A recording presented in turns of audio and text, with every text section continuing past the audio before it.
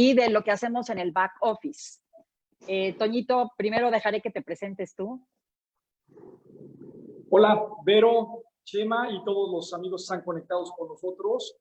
Yo soy Antonio Alcalá, soy diseñador industrial, vivo en San José del Cabo desde hace 10 meses y con mucho gusto me uní a esta gran labor que estamos haciendo varios compañeros de la secundaria y preparatoria de la Ciudad de México, al momento de darnos cuenta que hacían falta muchas cosas para esta situación emergente que es el COVID-19 en nuestro país.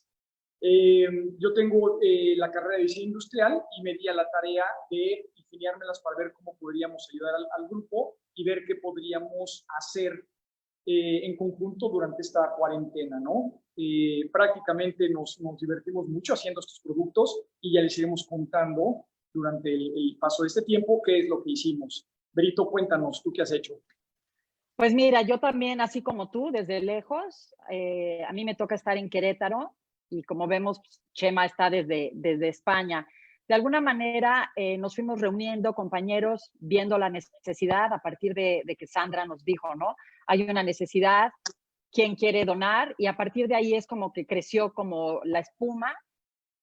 Por supuesto, todos dijimos, ¿cómo podemos aportar un granito de arena, ¿no? Yo a la distancia dije, bueno, ¿qué puedo hacer yo desde Querétaro? Me sentía un poco como desplazada del lugar donde estaban sucediendo las cosas y me di a la tarea con Cecica Giga, con Chema y con el apoyo de nuestra sensei desde Miami, Adrianita Ramos, a trabajar en lo que le llamamos el back office. Es decir, cómo vaciamos la información, cómo la reunimos, cómo la organizamos, porque esto fue creciendo y realmente teníamos que llevar como un control. Entonces nos dimos a la tarea de eso, ¿no? De ir vaciando la información. Tenemos cerca de 60 instituciones a las que se les ha donado y por supuesto, bueno, más de 9,000 insumos, entre ellos pues casi 7,000 caretas de las que has hecho tú y de lo que ahorita vamos a platicar, ¿no? Entonces, quería que nos fueras platicando cómo se fue creando, a partir de qué decidimos empezar a crear las primeras caretas, qué es lo que nos impulsó. Bien, estábamos en el chat de la Ciudad de México y Fernando Itzkovich, que es también otro gran impulsor de este trabajo, un día escribió, si mal no recuerdo, fue un sábado, él comentaba que dentro de su fábrica de textiles y de viniles, él podría conseguir el plástico con el cual se hacían las caretas y que estaba teniendo clientes que estaban generándole muchas órdenes de kilogramos de este plástico, que es un PVC, un cloruro de polivinilo, y con esto se estaban haciendo las caretas. Él dijo, yo tengo el material, ¿quién se anima a hacerlas?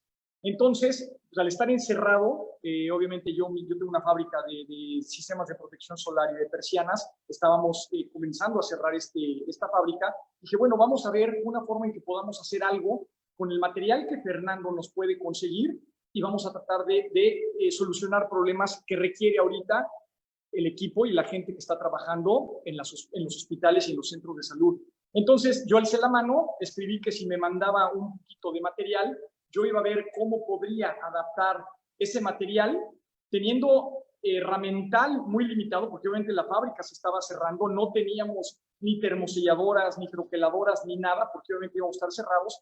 Entonces, me di a la tarea de comentarle a Fernando, si él me hacía llegar material, yo iba a ver la forma de ajustarla con algunos sistemas de tensión y compresión y de ver la forma en que lo podíamos tener utilizarlos para la cabeza, ¿no? Entonces empecé a hacer los primeros bocetos, los primeros dibujos, empecé a hacer las pruebas. Aquí en algunas fotos ven a niñas chiquitas que son mis hijas y ellas eran mis modelos. Varios compañeros del grupo nos mandaron muestras, nos mandaron caretas hechas en Estados Unidos, me llegó una de un amigo de Europa y también varias hechas en México. Entonces desnudé prácticamente todas las caretas, empecé a ver que el plástico o la careta de protección era exactamente la misma, alguna con los rebordes cortados, algunas cuadradas, unas con un trabajo mucho más elaborado.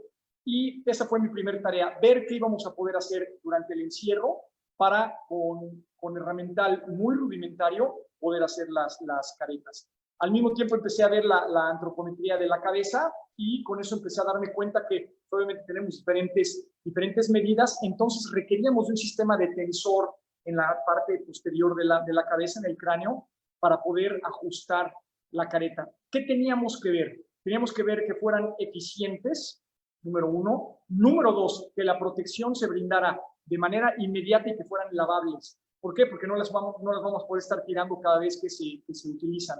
Todos esos factores me obligaron a buscar tensores en el mercado. Obviamente el mercado estaba cerrado, no teníamos muchas opciones de resortes, no teníamos muchas opciones de cordones. Había unas que me había mandado Joaquín Pría, también un amigo de nosotros y también gran impulsor de este movimiento desde el estado de Guanajuato, él está en León. Me consiguió unas que tenían una parte una parte sólida en el cráneo que se hace con una inyección láser, ¿no? Obviamente no teníamos el alcance de la inyección láser porque estamos cerrados, entonces tuvimos que ver qué era lo que podíamos hacer.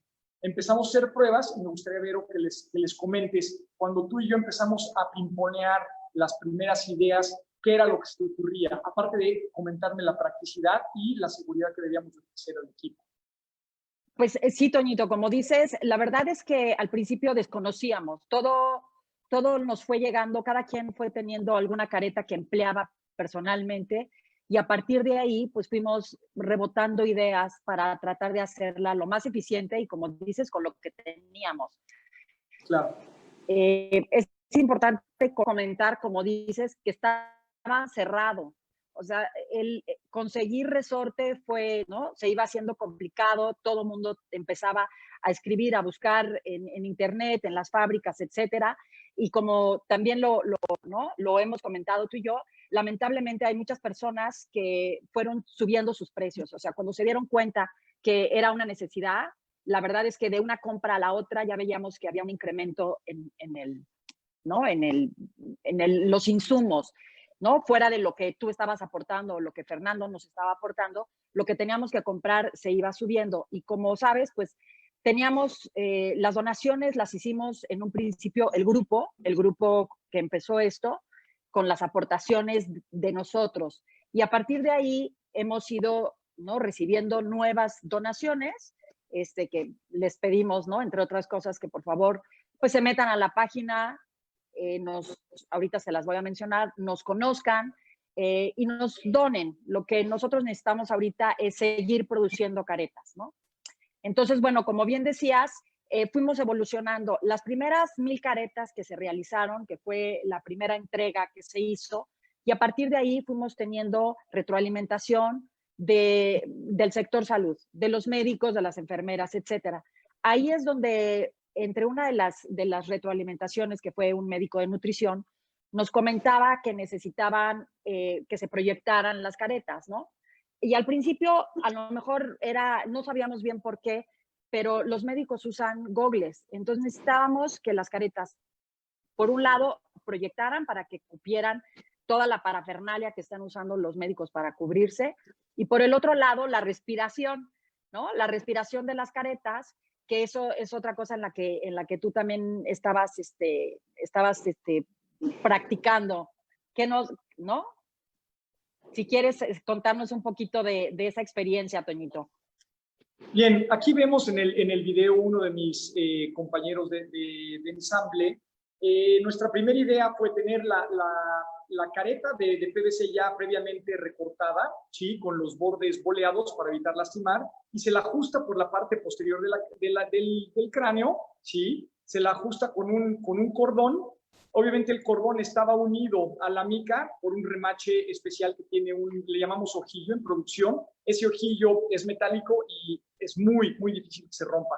Entonces, los ojillos los consigues por millar bastante baratos. Se utilizan unas tijeras, prácticamente unas pinzadoras, que nuestro equipo lo podía desde su casa hacer. Teníamos, en la fábrica tenemos cizallas para cortar los muestrarios con los que promovemos nuestro producto. Entonces, las cizallas se las llevaron mis compañeros de trabajo a sus casas. Ahí cortaban el material. Una vez que estaba cortado y boleado para que no se lastimen el cuello de los usuarios cuando giren la cabeza hacia abajo, ya quedaba boleada la parte inferior. Después hacíamos las perforaciones, metíamos el ojillo y el ojillo permite que se reciba el cordón y por más fricción que tengas o tensión no se rasga el material. Las primeras 1000 caretas que hicimos fueron como un prototipo. Hicimos primero 10, las empecé a enviar a gente conocida.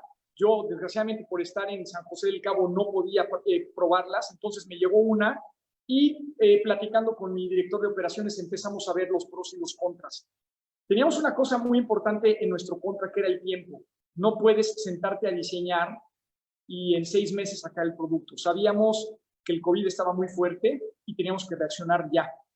Yo venía precisamente un mes antes de que en México se empezara a avisar del COVID, yo venía de Italia. Yo he ido a una junta de trabajo a Italia y había estado en Barcelona, se había cancelado la Feria Mundial de Telefonía y me empecé a dar cuenta que esto iba en serio, ¿no? Entonces ya al llegar a México vi que esto estaba resurgiendo rápidamente y entonces le pedí a mi compañero socio italiano que me mandara una de las caretas que había yo visto allá, no sabía que iban a estar, me la mandó y junto con las que me mandó Fernando Itzkovich, otros amigos de México, Joaquín Pría del grupo en Guanajuato, junté todas las caretas y empecé a darme ideas, ¿no? Otro factor importante, aparte de que fueran prácticas y rápidamente hechas, que fueran duraderas. Entonces, el tensor que empezamos a utilizar era un cordón rígido, no permitía tener la flexibilidad. Una vez que te lo amarras, digo, te lo puedes desamarrar rápidamente y ajustar, pero un médico que está atendiendo a un paciente no puede estarse tocando el cordón y estárselo ajustando. Entonces, después tomamos la decisión de meter un bill resorte, ¿no? Como tú comentabas, Vero, el resorte escaseó. Un resorte que normalmente conseguías a 60 centavos el metro llegó a estar a 6 pesos, 5.50. ¿Por qué? Pues por el abuso de los productores, ¿no? Entonces empezamos a ver la mínima cantidad que fuera necesaria para tener, obviamente, con el poco dinero que habíamos juntado, el mayor número de caretas. Después de 2 semanas, habíamos ya lanzado el segundo prototipo, después de las 1,000 que donamos, y que, bueno, fueron repartidas rápidamente por nuestro equipo de línea de fuego, que son las chicas que nos han hecho favor de, uno, entregarlas directamente en los centros de salud, de manera gratuita y desinteresada, por eso queremos que sigan apoyando. Y número 2, también ellas le pusieron los resortes y les hicieron los nudos. Mis compañeros de trabajo y un servidor hicimos prácticamente el diseño, imponiéndolo con todos los compañeros como es Berito, como es Chema, como es Angelita Marín y también Joaquín, Mercedes también nos ayudó mucho, imponiéndolo con ellos, pero ya una vez que se había fabricado en las casas de mis compañeros de trabajo, las mandábamos con Sandra o con Carla o con varios amigos y en su familia nos empezaron a ayudar a hacer los nudos y a darle la terminación a estas caretas, después a meterlas en las bolsas y de ahí se hacía la repartición. Brito, me gustaría que les comentaras más o menos cómo una vez ya teniendo las caretas, las repartían nuestras amigas del grupo de Línea de Fuego. Sí, Toñito, quisiera un poco detenerme en lo que habías comentado, cómo hubo un momento donde tuvimos que frenar la producción. Nos dimos cuenta que más valía la pena tardarnos un poquito más y hacer algo que realmente funcionara, ¿no? Tú, como dices, nos dimos cuenta que no se podían detener a la mitad de un tratamiento o de entrar al área COVID, ajustarse la careta. Entonces tenía que ser algo que se ajustara por sí solo y que en un momento dado, si los médicos, digamos, si esa careta se aflojaba el resorte o dejaba de servir, simplemente pudieran cambiar el resorte y seguir empleando la careta. Entonces, como dices tú, estuvimos rebotando ideas entre varios, ¿no? Nos pasamos varios días, tú echando lápiz y un poco sugiriendo para crear ya el último de los prototipos, ¿no? Que fue que ya tenía la ventilación, ¿no? A partir también de lo que te comentó Meche, que la careta tiene que respirar, ¿no? Importante, y muy importante. Las primeras 1,000 caretas, al estar amarradas directamente a la frente, digo, uno las puede utilizar 10 minutos y sentir que están cómodas. Sí, nada más. Pongámonos en las manos de un camillero o de una persona que está teniendo una persona con dificultades de respirar, que tiene que estar 8 horas sin parar, 10 horas sin parar, sin comer, sin aire acondicionado, empiezan a sudar. Entonces, al generar calor, nosotros obviamente estamos evaporando nuestra propia agua a través del sudor y se empiezan a empañar las caretas. Entonces, Mercedes un día me habló y me dijo, oye, yo estuve en el sureste de México